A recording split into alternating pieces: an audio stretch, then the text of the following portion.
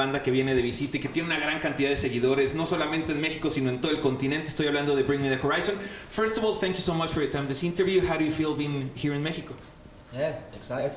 Cool. Now, talking about this album, That the Spirit, tell us how hard or how fun it was the creating process. How can you explain it? I think you can answer this. Yeah, it was fun, I think.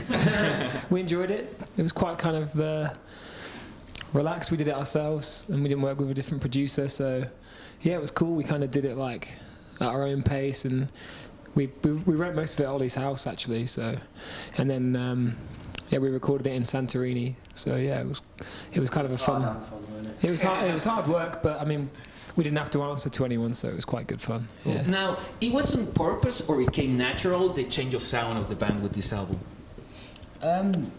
It came natural in the sense that it's the kind of music we wanted to write, but at the same time we were pushing ourselves very hard as musicians and to write it. You know what I mean? Like it took a lot for me to like step up my game of singing and stuff like that, and just songwriting and being a bit braver with like putting more on show and, you know, using less distortion and being less heavy, but doing something that's still really, you know, hard hitting and stuff. So it's natural in the way that it's exactly what we want to be, but it wasn't natural in the sense that it just came easily to us. You know, we had to put a lot of hard work in to get to that point.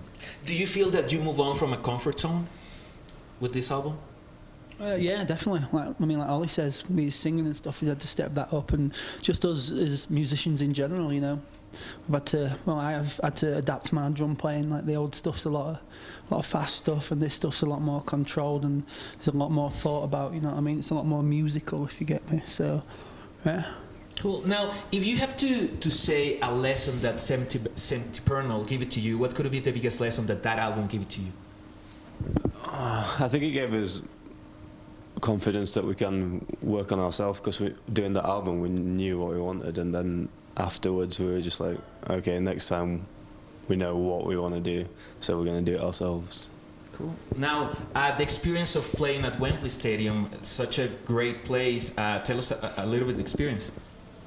Oh yeah, it was good. It's like, I suppose when you're playing in a band, that's kind of like the dream is to play a venue like that. So when we got the chance to play it and it was as good as it was, it's pretty crazy, and like it was like about 10 years of the band as well and stuff like that. So yeah, it was a good show. How do you prepare the morning before that kind of show? How do you prepare? How much nervous? How much like anticipation do you have? I don't know, there's not much you can do at that point. You kind of have to be a bit more prepared. I think Wembley came at the end of a lot of touring for us, so we pretty much, I think we were quite tight anyway, so it was just a question of thinking more about the extra songs we were adding in, because we wanted to do a couple more like special ones for the show and do a long set, and then it's like things like pyro and making sure you don't get set on fire and stuff like that. So yeah, and obviously there's a lot of production stuff, so. It was scary because like a lot of bands play Wembley, and it kind of can define where you go on from there, like, and especially because it wasn't part of a tour, it was like our one big show in England. It was like it had to be really good, or else it could have potentially defined where we went next and what we did. And you know, we played with bands that headline Wembley, and they've never got past that stage. You know, they've never gone further than that and stuff. So it was nerve-wracking in that sense. I remember we were all on the day. We were all like, all our family were there, and everyone wanted to talk to us and all that, and we were all just like stressing out so much. We couldn't hardly talk because it was just like, it just felt so huge. But it was an amazing show. Yeah. Cool. Now, Oliver, talking about the Enemy Awards, the incident with the Coldplay table, I think it's great. I think that awards need that kind of shit because it's kind of boring lately. The awards. Tell us a little bit. I read that it wasn't on purpose, that you didn't know that was a Coldplay table. In your perception, what happened there? It was just one of those things that you just do it and you don't realise how much of a big deal it's going to be.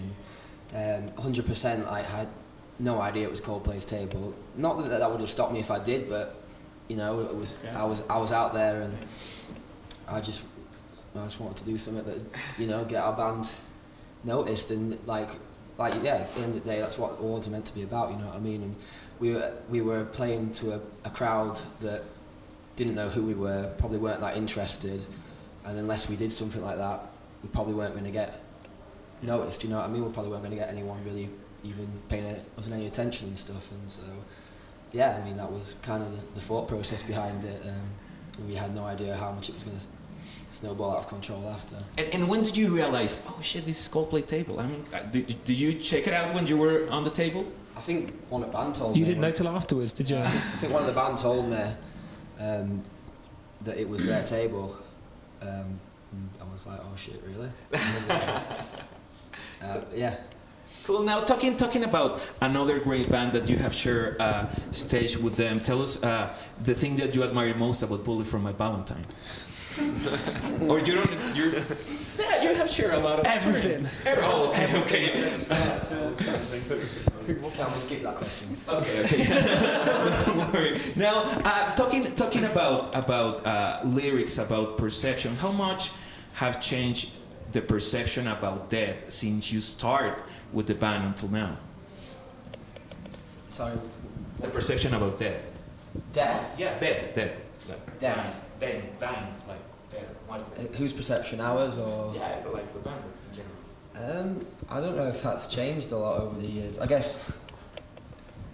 I don't know. That's a really weird question. Took me off guard. But do you think? Do you write sometimes about that in your music? To be fair, you're right, man. It's something I am infatuated with, and it's something that I think most people are. It's the unknown, and it's the big question, and it's always looming over our heads, and it is usually used as more as metaphors and a way to get a point across rather than it being literal. I mean, we've had some stuff in the past where I've talked about romanticising my death and stuff like that, and people not being happy. But at the end of the day, it's a very powerful word. It's a very powerful emotion, and it's the easiest way to get to someone's heart. You know what I mean? It's the easiest way to get a point across when you're talking about depression or you're talking about emotion and stuff. And so yeah, it's one of those things where people can take it out of context and get mixed up. But it's kind of there for people to explore themselves and take what it means to them rather than me to try and explain it in interviews what it means, you know. Now, we're a music channel, so I'm going to ask you about some videos and tell me what you remember about making it. Start with Shadow Moses. Cold. It was really fucking cold, yeah. I guess so. We did it in Germany. We shot Shadow Moses and Sleepwalking back to back in Germany, and I just remember it being extremely cold. We'd do a take, and then we'd have to run into the van and get warm, put our coats on. It was like -11, wasn't it? Yeah, it was ridiculously cold. So Rolling like trainers and shit. Weren't we? yeah, we just had normal clothing on. So yeah, we'd do a take, run in the van, get warm, get back out, do another take, and so yeah, it was just extremely cold. Now, other one, Throne. Throne. Throne pretty cool. It was quite easy, to be honest, because it was just stood in a room in front of a camera, and then the rest of the stuff was done separately. So, I mean, for me, I only got filmed for about 20 minutes in the whole day, so it was easy. Yeah. Cool. Now, other one, It Never Ends. Long time ago. Yeah, it was a long time ago. It was Same director. same director as Fern, yeah. And, it was based on an idea that I had and that I presented to the band and kind of told them about it, and they were into it and gave it to the director, and he kind of like, that's what came of it, sort of thing. And it was like the song. It was kind of meant to be a bit of a statement about like how people want a piece of you and stuff, and how stuff like that can really destroy you. You know what I mean? Yeah, it was particularly like, what's the word? It was particularly like meaningful at that time in my life as well. Cool. Now, your experience of also working in a graphic novel raised by raptors, it's totally different thing that you do in Bring Me the Horizon. How was the experience? Or how is the experience? It's cool, yeah. It's something that I'm kind of doing behind the scenes while I've got time to do it with some friends and that. And yeah, it's good. Cool. Now, do you think that after so many years, the internet helped or it hurt music? It helped. What's that? Sorry. It helped or it hurt music? A bit of both. You know, I think for us it kind of helped us get our name about there, and you know what I mean. It helped us people get into us, you know what I mean? But I think in a bad way, I think it's a lot of people nowadays, they see bands getting successful and they just, people nowadays just want everything instantly, you know what I mean? They want this instant fame and all this stuff, and all, people just don't seem to want to put the hours into it, you know what I mean? But whereas we use the internet to help us, but we worked our socks off, you know what I mean? We played whatever show for whatever money we've travelled around the world. We've been doing it for 12 years, you know what I mean? Whereas nowadays I think people just see that and they like expect success nowadays, whereas we worked for it, and I don't know, it's different in it. There's good and bad things about everything, so I don't know. And what is the key of consistency in your band that after so many years you're still together?